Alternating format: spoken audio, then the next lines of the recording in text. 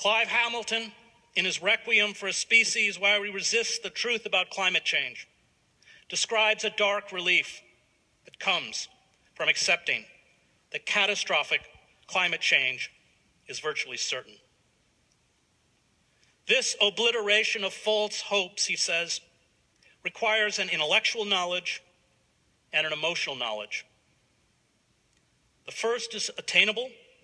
The second, because it means that those we love, including our children, are almost certainly doomed to insecurity, misery, and suffering within a few decades, if not a few years, is much harder to acquire.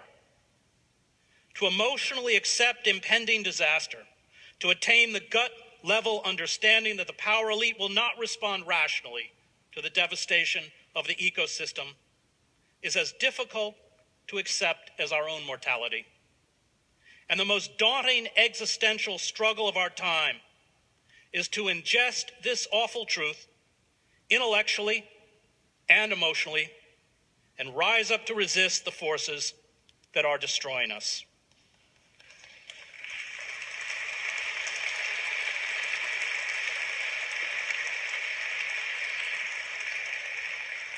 The human species, led by white Europeans and Euro-Americans, has been on a 500-year-long planet-wide rampage of conquering, plundering, looting, exploiting, and polluting the earth, as well as killing the indigenous communities that stood in the way.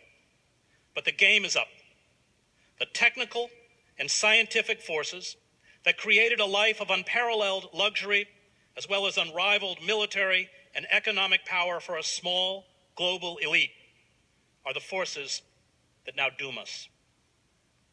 The mania for ceaseless economic expansion and exploitation has become a curse, a death sentence.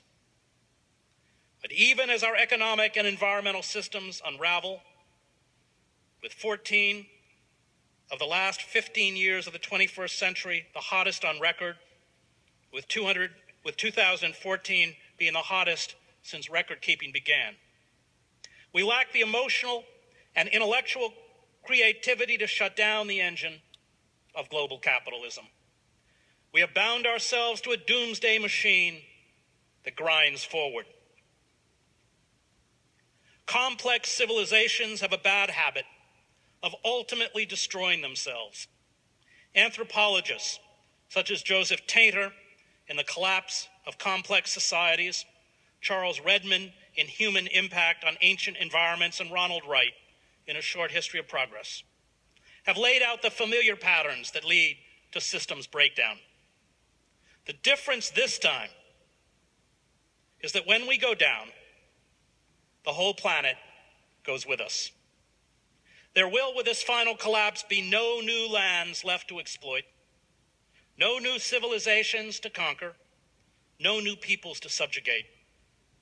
The long struggle between the human species and the earth will conclude with the remnants of the human species learning a painful lesson about unrestrained greed, hubris, and idolatry.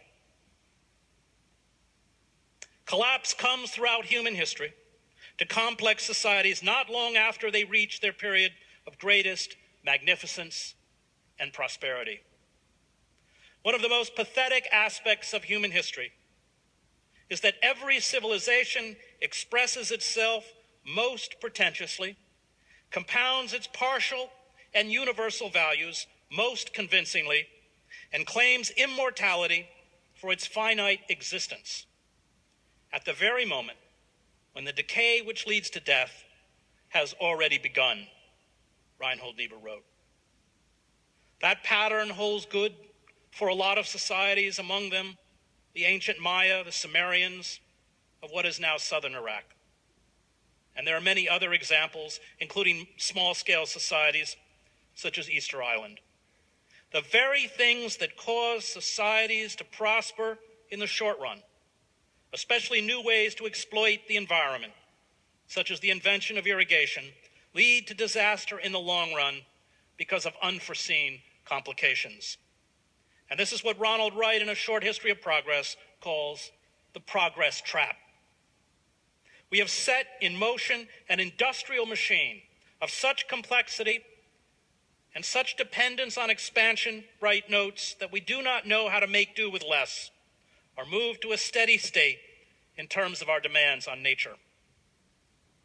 And as the collapse becomes palpable, if human history is any guide, we, like past societies in distress, will retreat into what anthropologists call crisis cults.